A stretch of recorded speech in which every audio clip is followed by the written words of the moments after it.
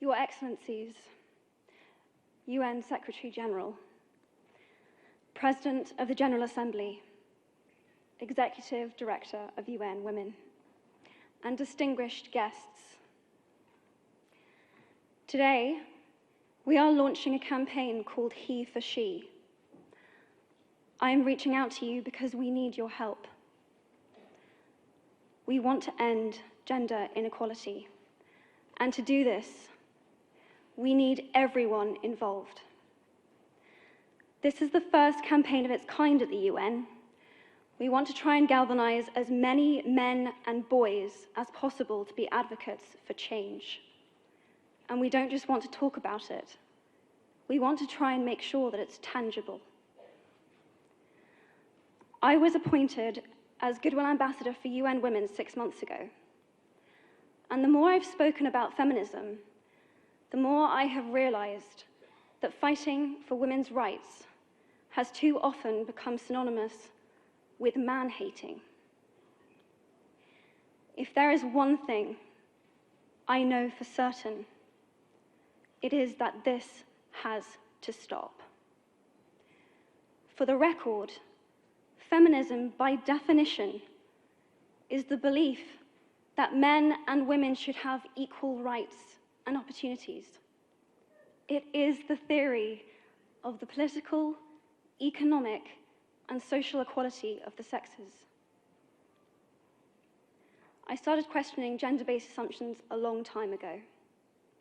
When I was 8, I was confused being called bossy because I wanted to direct the plays that we would put on for our parents, but the boys were not. When at 14, I started to be sexualized by certain elements of the media. When at 15, my girlfriends started dropping out of their beloved sports teams because they didn't want to appear muscly. When at 18, my male friends were unable to express their feelings. I decided that I was a feminist, and this seemed uncomplicated to me. But my recent research has shown me that feminism has become an unpopular word. Women are choosing not to identify as feminist.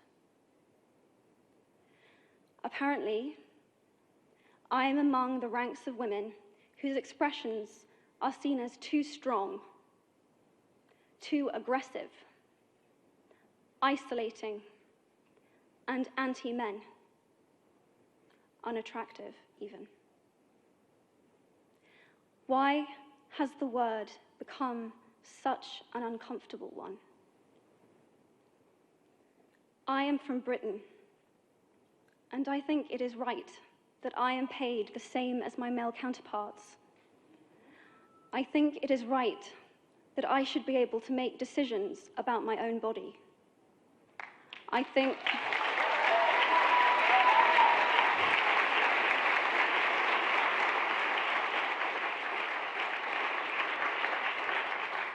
it is right that women be involved on my behalf in the policies and the decisions that will affect my life. I think it is right that socially I am afforded the same respect as men.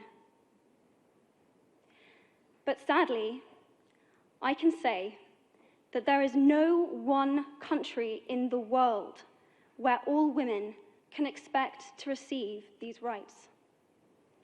No country in the world can yet say that they have achieved gender equality. These rights I consider to be human rights, but I am one of the lucky ones. My life is a sheer privilege because my parents didn't love me less because I was born a daughter.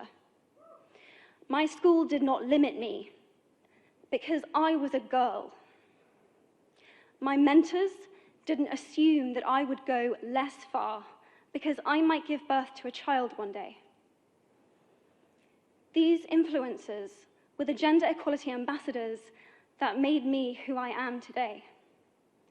They may not know it, but they are the inadvertent feminists who are changing the world today.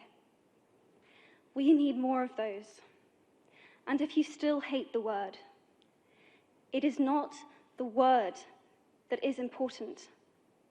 It's the idea and the ambition behind it. Because not all women have received the same rights that I have. In fact, statistically, very few have been. In 1997, Hillary Clinton made a famous speech in Beijing about women's rights. Sadly, many of the things that she wanted to change are still true today. But what stood out for me the most was that less than 30% of the audience were male. How can we affect change in the world when only half of it is invited or feel welcome to participate in the conversation? Men, I would like to take this opportunity to extend your formal invitation.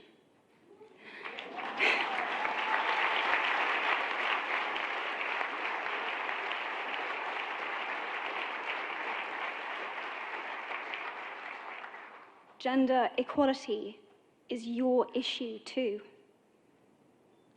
Because to date, I've seen my father's role as a parent being valued less by society, despite my needing his presence as a child as much as my mother's.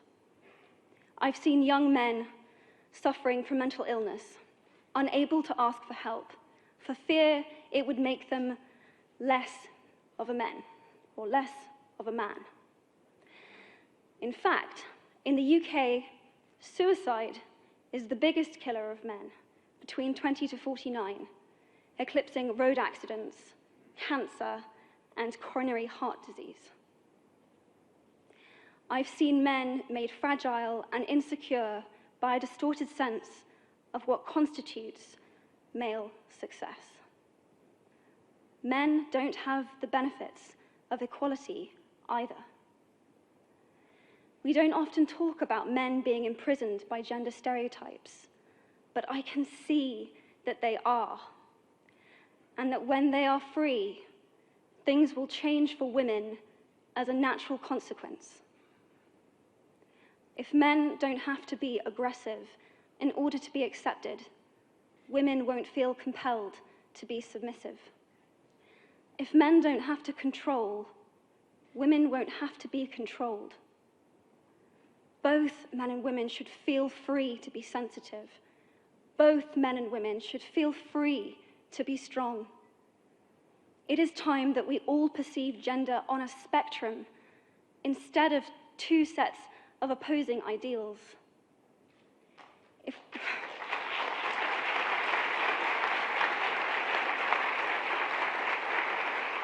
If we stop defining each other by what we are not and start defining ourselves by who we are, we can all be freer. And this is what HEforSHE is about. It's about freedom. I want men to take up this mantle so that their daughters, sisters, and mothers can be free from prejudice, but also so that their sons have permission to be vulnerable and human too. Reclaim those parts of themselves they abandoned, and in doing so, be a more true and complete version of themselves. You might be thinking, who is this Harry Potter girl? And what is she doing speaking at the UN? And it's a really good question. I've been asking myself the same thing. All I know is that I care about this problem, and I want to make it better. And having seen what I've seen, and given the chance, I feel it is my responsibility to say something. Statesman Edmund Burke said, "All that is needed for the forces of evil to triumph is for good men and women to do nothing." In my nervousness for this speech, and in my moments of doubt, I've told myself firmly, if not me, who? If not now, when? If you have similar doubts when opportunities are presented to you, I hope that those words will be helpful. Because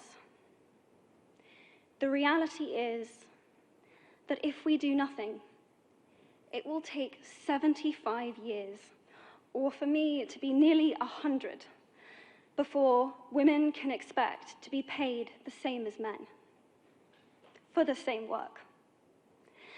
15.5 million girls will be married in the next 16 years as children.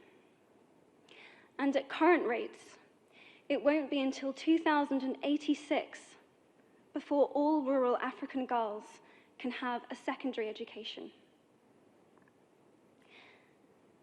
If you believe in equality, you might be one of those inadvertent feminists that I spoke of earlier.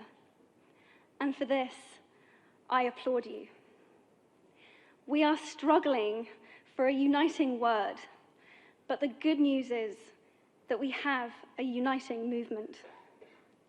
It is called HEforSHE.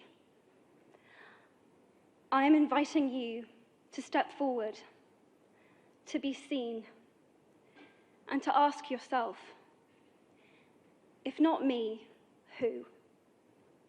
If not now, when? Thank you very, very much.